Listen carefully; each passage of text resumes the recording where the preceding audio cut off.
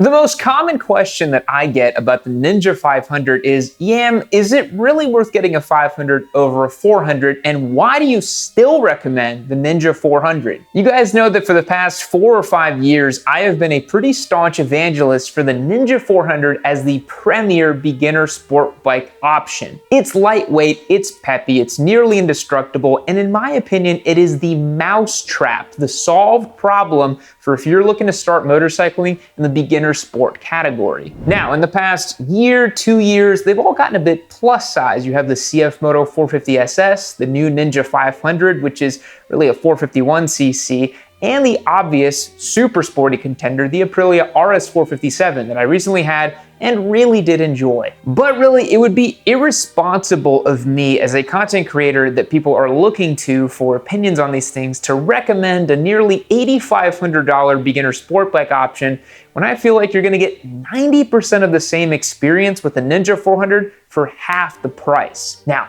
I know that many of you are typing in the comments, where are you finding these $4,500 Ninja 400s? Guys, remember, I live in Texas. Your results may vary depending on the market you live in, but I have seen Ninja 400s going for between $4,000 and $5,000 on the secondary market all day. And these are bikes in good condition, lightly used, lightly modified, adult owned and maintained, and overall are gonna be plenty great. So if everybody in the category is plus sizing displacement, adding more features, why do I still keep coming back to the Ninja 400? Well, again, the choice is obvious because of the value. Although these motorcycles in the new 450 class have a teensy bit more torque, negligibly increased amounts of horsepower, really what you're paying for are the kind of farkles and features on a lot of these bikes that ultimately are unnecessary. As much of a premium experience as it is having a TFT display, a bigger windshield, maybe traction control, rider modes, keyless ignitions, all these sorts of things,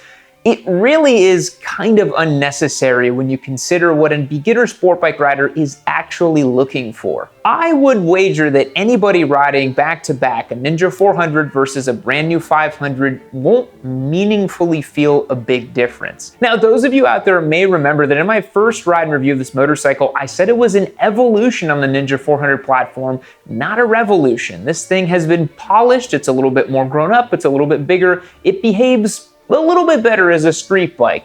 Is it massively changed over 400? No. And that's very evident in the fact that it's still using the same frame, the same front end, the same brakes, and really the engine is just a slightly stroked out version of the old 399cc parallel twin. Now, I have extensive experience with the Ninja 400. I have owned, I think, 5 different Ninja 400s. I've raced 2 different Ninja 400s, taken them on track. I've done extensive street miles with it, testing, modifying, comparing.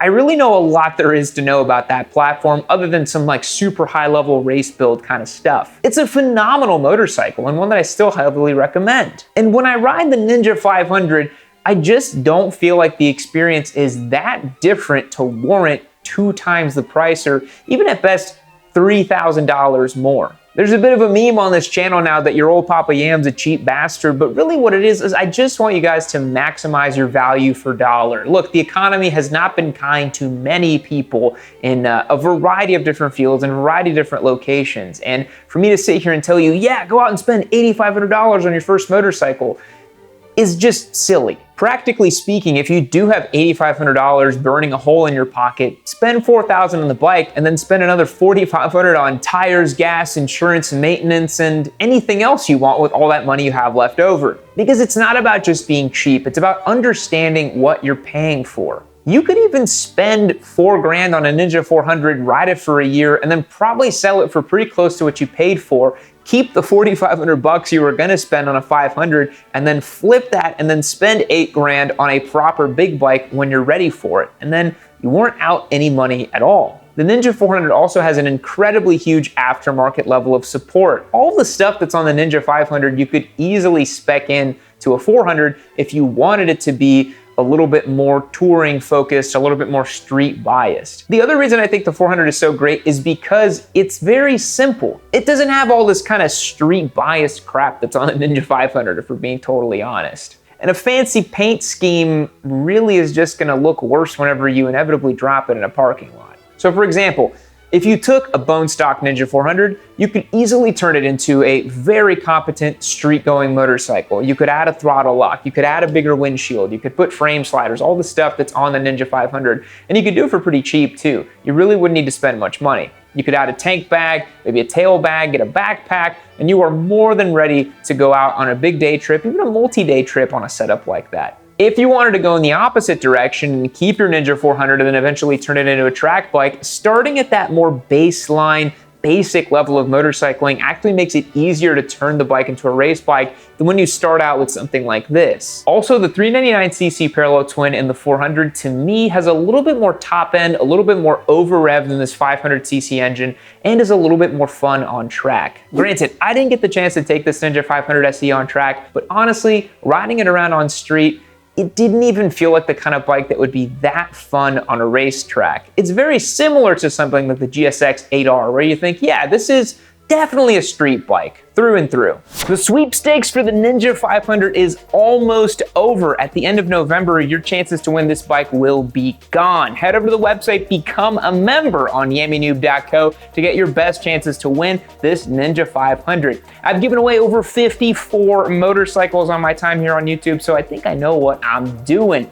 Head to the website, don't miss your chance to win. This one is gonna be gone before you know it. Honestly, with all these 450 category motorcycles coming out now, it should in theory drive the price down on the old 400s. And if you wanted to be a super cheap bastard about it, there are tons of ultra low dollar 300s out there that are probably about 75% of what a 500 is and about 85% of what a 400 is. And if you can live with that for a year, you're gonna save a ton of money. I really think it's important to understand what you're trying to do with the bike, what your goals are, and setting a realistic budget so you don't end up spending too much. Again, I'm not trying to pull some kind of penny pinching vibe, but I know plenty of you out there could certainly use an extra grand or two in your pocket when you're looking at trying to get into motorcycling, which is already gonna be a little expensive when you're jumping in off the deep end. Now, given that this 500 is a Kawasaki, I don't expect anything to go wrong with the 451cc stroker engine, but another big benefit to the 400 is that 399cc is bulletproof. It's tried and true, and I'll tell you guys a crazy story. So in 2020, I endurance raced a Ninja 400 for a little while.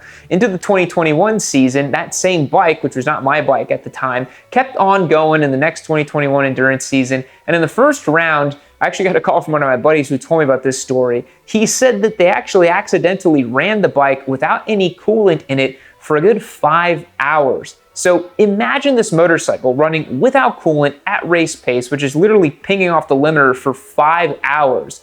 That's when it decided to seize the motor and stop working. So that's how ridiculously bulletproof these engines are. You could run it at redline for 5 hours without coolant, and it will still keep on churning.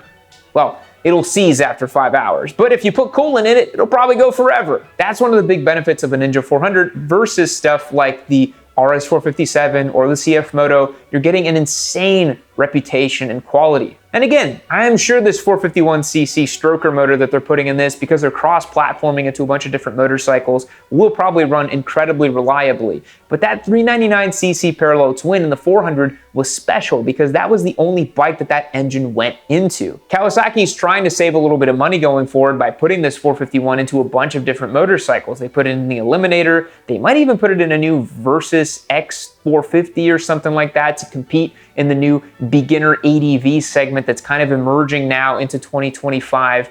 But that 399 was purpose-built for the Ninja 400 and the Z400 platforms. So yeah, I still had more fun riding a Ninja 400 than I did a 500. Although the differences are marginal, this bike does feel a little bigger, a little more substantial, a little bit more grown up. The 400 still feels like a pocket rocket, playful, silly little, entry-level commuter bike versus this that's trying to be like a big bike. And it's the reason that ultimately I still recommend the Ninja 400 very highly for a bunch of riders out there. Well, folks, let me know what you think down below in the comments section about Ninja 400 versus 500. Do you still think it's an applicable comparison? Would it be a bike that you would be looking for over the 500? And of course, remember, as I mentioned in the middle, this bike is coming to a close. This sweepstakes is wrapping up very soon. Today is actually the penultimate day you have to get entered to win this machine. So make sure you go to yammynoob.co and become a member, sign up, get your entries locked and loaded. And you also get entered to win our next giveaway bike, which is launching in just a few days. It's yellow, it's fast, and it's pretty freaking sweet. Thanks so much for watching, everybody. I'll catch you in the next one. See you later. If only there was a way for you to stop being a bikeless bro. I'm so tired of hearing you guys talk about you don't have a motorcycle when I'm giving this one away for free. I've given away 54 motorcycles on this channel. Go to yamandnoob.co while you're waiting for this next video to queue up and become a member and sign up to win this thing. You're not gonna regret it. I guarantee it.